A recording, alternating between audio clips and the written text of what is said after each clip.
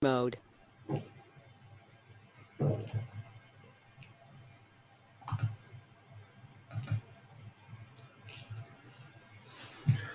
Good afternoon and welcome to this webinar on setting your tuition fees delivered by the ISM Trust. My name is Derin Adebiyi and I'm the Public Affairs Officer at the Incorporated Society of Musicians. Before we begin, I'd like to make a few technical points. You may not be able to see me, but you should be able to see the PowerPoint presentation. You should also be able to hear me, but I can't hear you. So if you do have any questions, please do type them into the questions box and I'll answer as many as possible at the end of the presentation.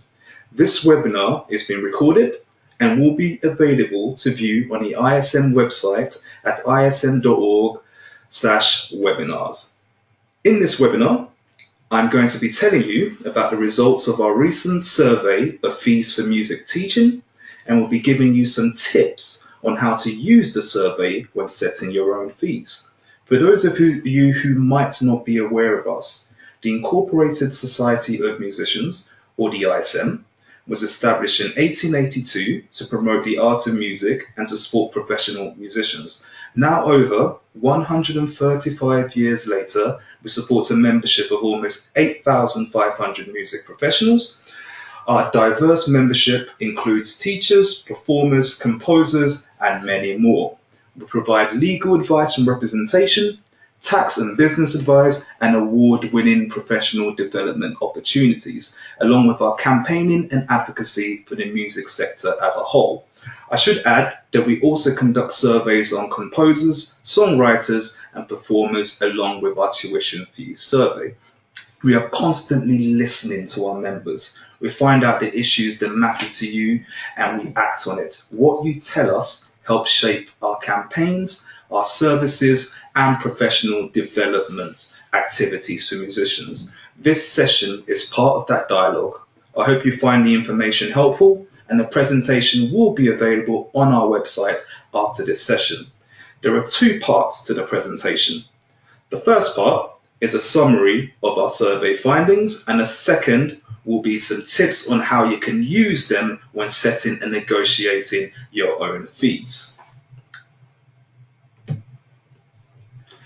Just a comment about our survey. Undertaking surveys of fees members charge in a variety of settings is important in helping members understand their value as professionals, particularly where they are working as self-employed musicians and there is no set rate for their work. We cannot set rates for the self-employed as this is against competition law, but we can show you what the landscape looks like so you can make informed decisions about the rates you charge for your services. Our survey is the largest of its kind in the UK, and we have been commissioning these surveys for many years now and achieve a consistently high response rate. In the present survey, over 1,200 music teachers responded. Statistically, this matters because the high response rate that we receive from music teachers to the survey makes the results of the survey an authoritative indicator of fees actually charged by professionals. As noted, competition law means that we cannot recommend rates for the self-employed. We could be accused of price fixing by the competition authorities, but we can express a view as far as employed music teachers are concerned, and we will come to that later on in this presentation. The survey findings fall into four sections: private music teachers, self-employed visiting music teachers, accompanists for examination, and employed visiting music teachers. Our first section is about private music teachers. Our survey found that overall, a significant majority of teachers charge between £28 and £39.92 per hour. The geographic differences between fees mirrors previous findings and comes as no real surprise. We do get asked sometimes why the results do not split out into more regional analysis. The answer from the statisticians we commissioned to analyse the survey results is that beyond those shown, there is insufficient variation in non-specified regions from the rest of the UK category to warrant separate figures. This is to say, if your region is not named specifically, you can assume the rates disclosed in the survey will map across to the rest of the UK figure. A pattern that did emerge in last year's survey and has continued this year is that the south east of England and East Anglia regions have begun to deviate from the rest of the UK figure, so the statisticians felt that there was justification in highlighting these regions. In terms of increases, over a third of you told us that you had increased rates in the last 12 months at an average of £2 per hour. 40% of respondents expected to increase rates sometimes between September 2017 and September 2018. This next section is about self-employed visiting music teachers. Don't worry if you can't see the details too highly, the slides are available. Our survey results found that almost 44% of respondent teachers were working in independent schools, almost 43% in state-funded schools, 9% in music services, and 3.5% in specialist music schools. This is broadly in line with previous results. What we do see is the differences between the fees paid in independent schools, state-funded schools, and music services and hubs. The ranges are quite broad within each of these segments. There is also the geographical effect too. Looking at the midpoints, London leads the pack, but with the South East and East Anglia only just behind, and in maintained schools being actually £1.50 ahead. There are some consistencies, however.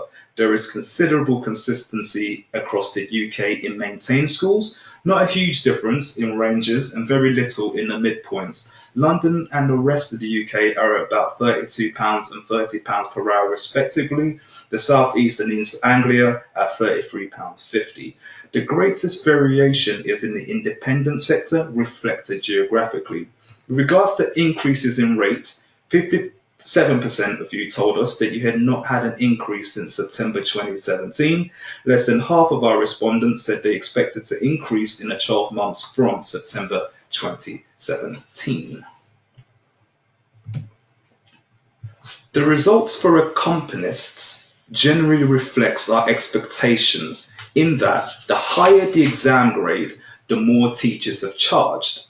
Worth noting perhaps that while we had fairly high response rates for the main exam grades, this fell away for festivals, amateur organisations, school choirs, dance lessons and auditions.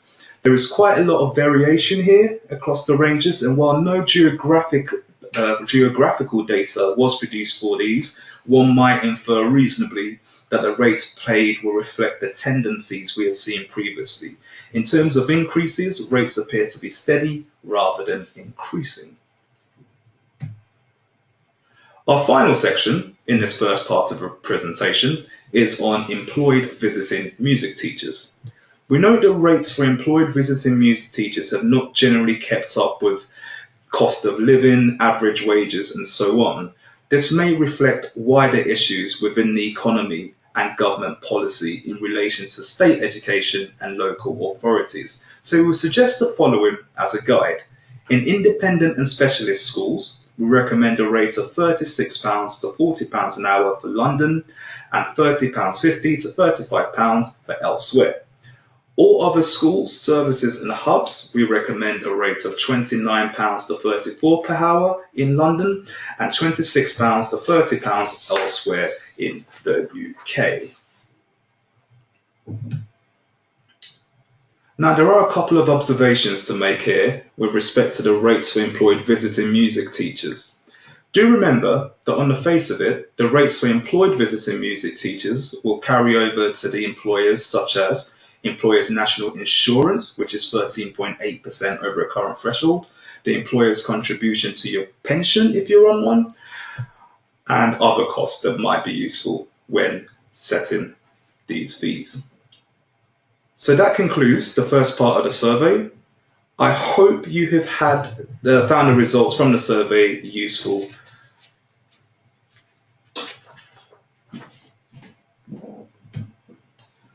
So on to the second part of this presentation and how you can use these results when setting your own fees. Here are a few things perhaps to think about. Think about your local area. If you work in the north of England, then there really is no point charging central London prices. Think about what else is going on. How is the economy affecting your clients? Brexit, for example, could affect your rates. We don't have a clear idea how this will affect the overall economy overall when we leave the EU. Do bear in mind inflation, which is currently at 3%. Think about interest rates and mortgage rates. It is also very important to think about your own overheads when setting fees. We would advise that you think about your market value, and having an understanding of your market value is really important. The points here are straightforward commercial observations. We will suggest that you use your knowledge and judgment to make decisions about what you charge, and you should be aware of what others are charging. You also want to ensure that your work will be properly valued and that you will not be affecting others by undercharging. Our survey can signpost you to going rates that help you understand your value and what you can be charging for your services. Where do you fit in? This slide follows on from the previous slide with regards to understanding your circumstances within the sector and using your judgment to make decisions. This section is really about you and your own backgrounds and experiences as a teacher, and where you are both geographically and in terms of your career. We touched on locality and external factors, so the next thing to ask include, how long have you been teaching? What are your qualifications? How specialized are you? All these factors can play a part in setting your rates. Some other questions you might want to think about are, where are you in your life? Do you need lots of pupils? Would you afford to have fewer pupils? What's the wider picture of living? And how does earning a living from teaching fit into it? You may want fewer pupils and be able to charge more for those you do have. You may want to attract new pupils when starting out, so price could be a factor in gaining new pupils.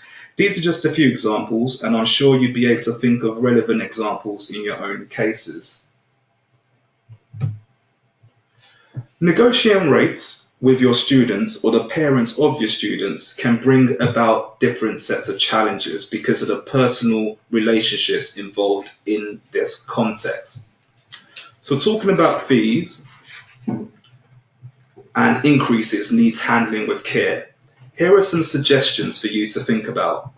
Think about how to keep things on a business level, starting with a signed teaching contract which sets up, amongst other items, the initial teaching rates and conditions for future increases and fees.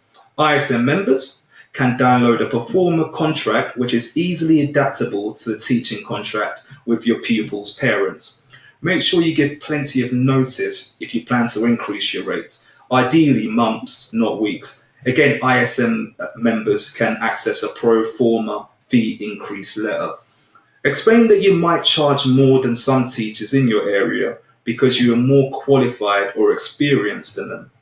Our survey found that teachers with more than 15 years teaching experience charge more than those with less experience. The midpoints for those with more experience was £2, more than those with less than 2 years experience. 15 years experience, sorry. Use our survey results as a tool. They are an indicator of what professional music teachers have been charging. Remember also that you don't have to increase your rates every year.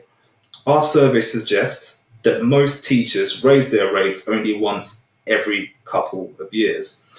Be prepared if necessary to point out that music teaching is your business and your livelihood depends on it. So these are just a few suggestions and tips when negotiating rates with your students and the parents of your students. Negotiating rates with schools, school rates, could bring about a different set of challenges and obstacles.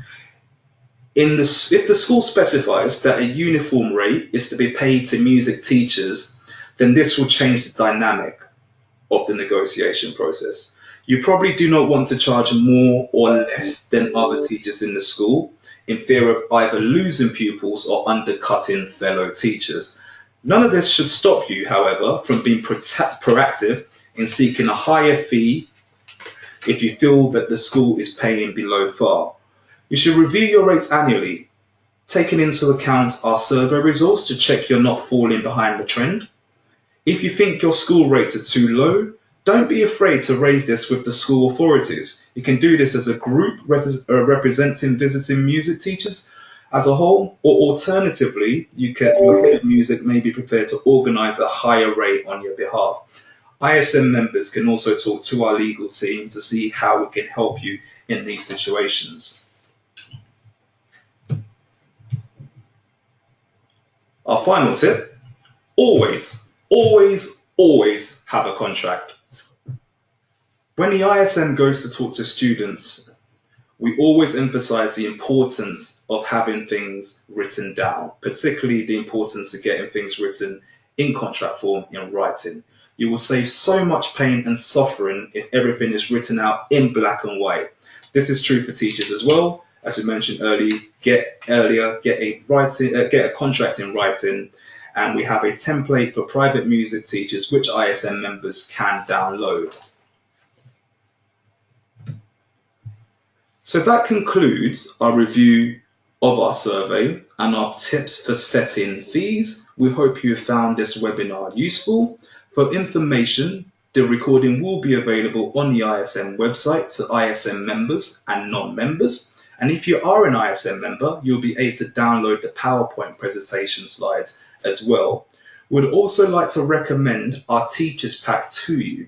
This is full of valuable information for all teachers and also includes some of these thoughts on setting fees. You can order a Teachers Pack by visiting the ISM website.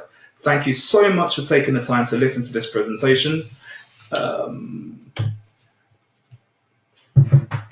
Any questions? Thank you, Derin. We have a question here from Lucy. I would like to know the best way to negotiate with high schools who set their fees below the ISM recommended rate.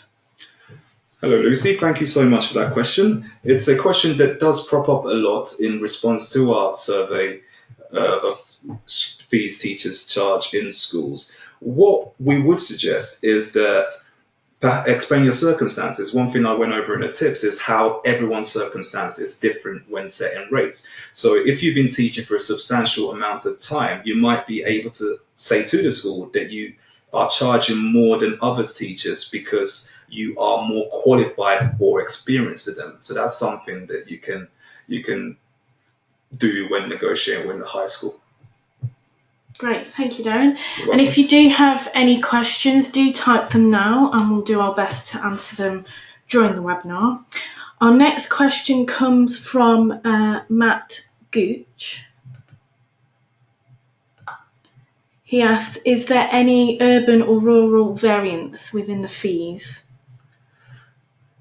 Yes, our survey found that regional variation was prevalent within certain areas. Obviously, an area like central London is more charged. There's fees that charge more in central London than greater London and then the rest of the UK, for example. But then, like we mentioned earlier, there has been regional variation in the southeast and east of Anglia.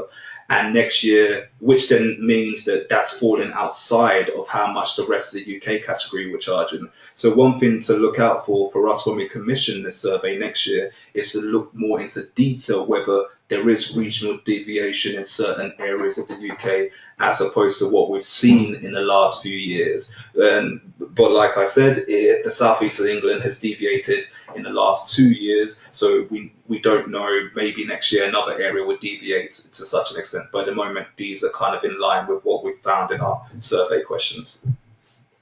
Thank you. The next question, any evidence for getting travel expenses to and from school in addition to the hourly rate? That's another good question that we do have asked. I think it's generally up to your own experiences. If, for example, you are traveling for an hour either side of a 30-minute music lesson, then that should apply to the rates you charge overall.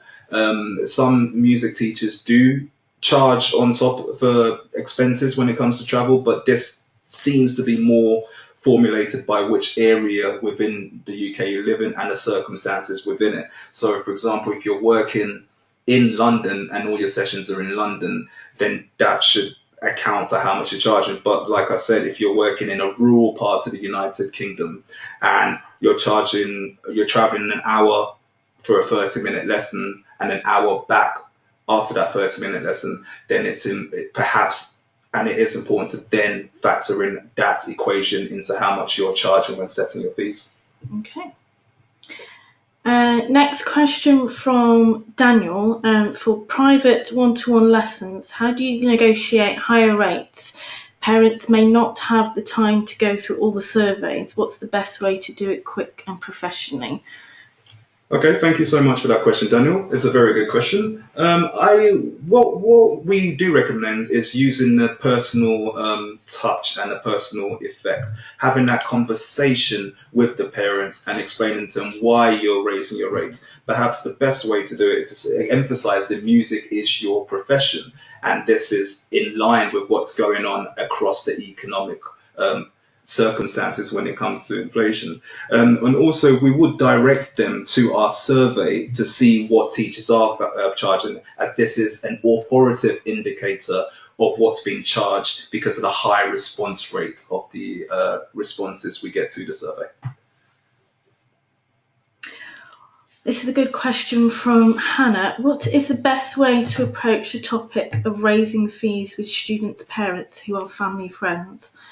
I want to stay professional, but feel it may be a bit awkward to ask them for more money, as I think it's something that they would assume I would give them a cheaper rate. Very good question, Hannah, as Stephanie said. I think that's a personal decision. What I would recommend is, like we found in the survey, is going back to them and explaining that music is your profession and that this is why you're doing it. So entirely professional, as this is your career and your livelihood depends on it. So I'll approach it in a business sense and also approaching them within months and not weeks. So you give them a full head start when understanding when these rates are going to be increased, if you do choose to do so with family friends, etc. Okay, thank you, Hannah. Andrew has got a question here. Is a school obliged to have a system in place to review fees on an annual basis? And if there is no system, would you expect that the head of music or bursar be accommodating in setting one up? Well, okay, that's a interesting question. I don't think the school is obliged to do so, but I can look into that for you and find out more information. If you just send an email over to the ISM, I can find out more information for you. Another interesting question, which we possibly could look into for the next survey, is a comment from Abigail. I'd be interested in the ISM gathering fees for online tuition, i.e. Skype lessons, as this is gathering popularity. So yes, that's a good suggestion. I'm not sure how we do it, but I'm sure we can look into that. Very good. We can definitely look into that. Okay, any more questions?